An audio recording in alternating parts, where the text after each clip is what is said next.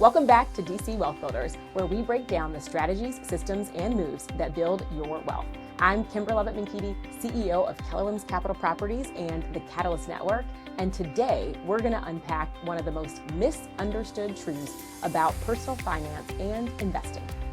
A core strategy, right, is ultimately in our wealth building journey, it's not about how much we earn, it's about how much we keep. So let's get into it. I moved to Washington, D.C. at 23, fresh out of college and ready to make a big difference. My first job was working at a startup charter school in Southeast D.C. Shout out to Thurgood Marshall Academy. I was in the student support team. I was working also towards my master's in social work, and I earned at Thurgood that year $42,000 for the full year.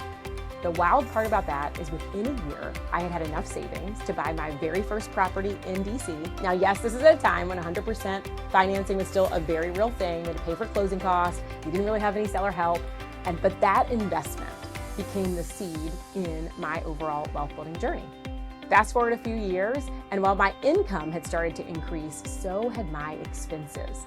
And the gap, the margin between what I earned and what I spent had actually gotten smaller, right? The margin between that, and I was feeling it. So at 27 years old, I had an opportunity to get my real estate license and support kind of the growing business in our family while I kept my full-time job. That's an important point, right? I became what we describe as a dual career agent.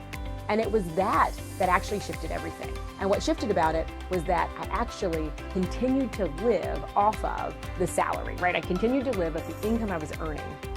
And that allowed the real estate income I had coming in from helping people buy and sell properties to be the income that helped purchase additional investment properties and ultimately to launch the very first Keller Williams in Washington, D.C. So that created what I like to call the margin money. And that ultimately is what was a launch pad for being able to transform income into wealth. Let's look at a quick example. So if Sarah earns $150,000 a year, but her expenses, she spends $145,000 a year. James, on the other hand, earns $70,000 a year, but his expenses are $55,000 a year. On paper, it might look like Sarah's winning, but James is actually on a faster track to build wealth because he's keeping $15,000 a year, while Sarah's only keeping $5,000. So wealth isn't about the number that you have coming in. It's about widening the gap in where you land. And that landing space, right, that's your margin. When we look at US households today, more than 52% report not having enough savings to cover even 1 month of expenses if an emergency hits, a crisis, right? Something happens, car breaks down, there's an issue, they don't have enough margin in their lives, in that savings to fund that one emergency. So this ability to actually create margin between your income and your expenses, that is where the magic happens. What I often see happen, and this is certainly my lived experience, was as the income started to grow, so did the lifestyle, right? You get to move up to the bigger house, the better car, the nicer bag, the better shoes. And all of those things mean that the margin, the extra, doesn't grow. And the money doesn't actually create the wealth. Some of the wealthiest people still live well below their means that I know. And not just because they're cheap, but because they're committed to being financially free and digging into their wealth building journey. One of the secrets as the business started to grow and the real estate business, I was still working a full-time job. I actually committed to living off of that income from the full-time job because I had gotten in the mindset, right, of what it took to live in the expenses of my daily life. And being able to have that extra, the income that was coming in from a real estate business, that then started to fund those additional investments, opportunities, both in business and in real estate, that then gradually, then suddenly begin to build real wealth. So how do you build more margin? And I want to make sure we're going to talk about what's right, and then I want to make sure we talk about what's real, because some of these things sound great, but I want to tell you what's real for me and things that have worked and things that haven't.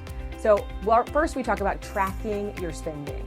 What's been a game changer for me are some of the apps that connect directly into your bank accounts that make tracking that much more efficient. I've found Monarch to be super helpful as a way to track both of what are reoccurring expenses, to give you updates, and really give you a full picture and transparency around what you're actually spending.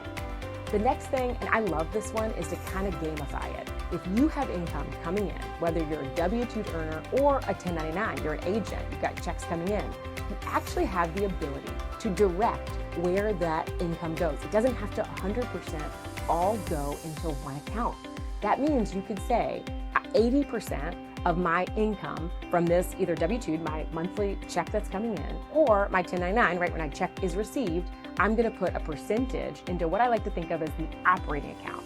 This is the account where you're managing all of your day-to-day and monthly expenses. The other account, ideally that's at a completely separate bank, and that's gonna be where you're gonna actually create the margin. That's the spread. That's where you're gonna put the rainy day, the investment fund. And what that does, especially if it's a little bit harder to get to.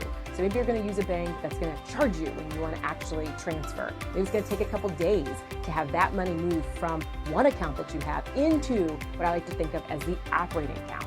This means by the time you really need it, you've had to pause and think about, do I really need to move that money over? And when you look up, that allows you to have that pot for investing, for rainy day expenses, right? The margin that you need in your world. And so not everything is going directly in to the one account. So having an ability to track it, gamifying, automating where the money goes into separate accounts. That can allow you to have, hey, here's what's gonna go into the operating account. And I've always struggled to have the budget be something that I really hold to on a monthly basis. But if I know this is how much money goes into the operating, right, that checking account every single month, and that's what gets spent, then you know there's a flag when that account starts to get low in a month before the next deposit goes in.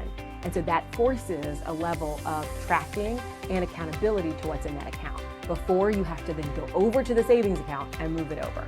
So that really is a way to start to build on the income you need to be able to make those investments. All right, number 3 is to resist lifestyle creep.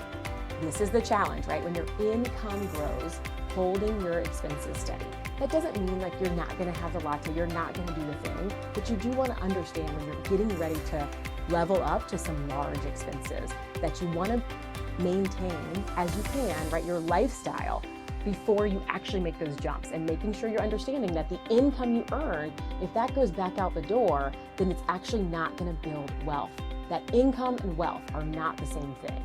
And the ability to hold that lifestyle in a modest way is actually how wealth is built. And the last one, number 4, is to set a wealth gap goal. I might even start with this as number 1, being able to set a goal for yourself. It's not about, hey, here's how much I'm earning. It's how much could I save and keep each month. That becomes the real scoreboard.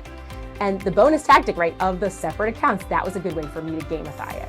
So if you've got a goal around what you want to be able to save, make sure you understand, okay, how does that amount relate to the ability to then start the investment process? So this is, again, foundational, tactical, because you have to have the additional margin, right, cash flow, the ability for that to come in so that you're able to participate when that exciting opportunity, which we're going to unpack more in some of the later episodes, around how do you actually determine, is this real estate investment, is this business investment one that could be a game changer for me in the wealth building journey?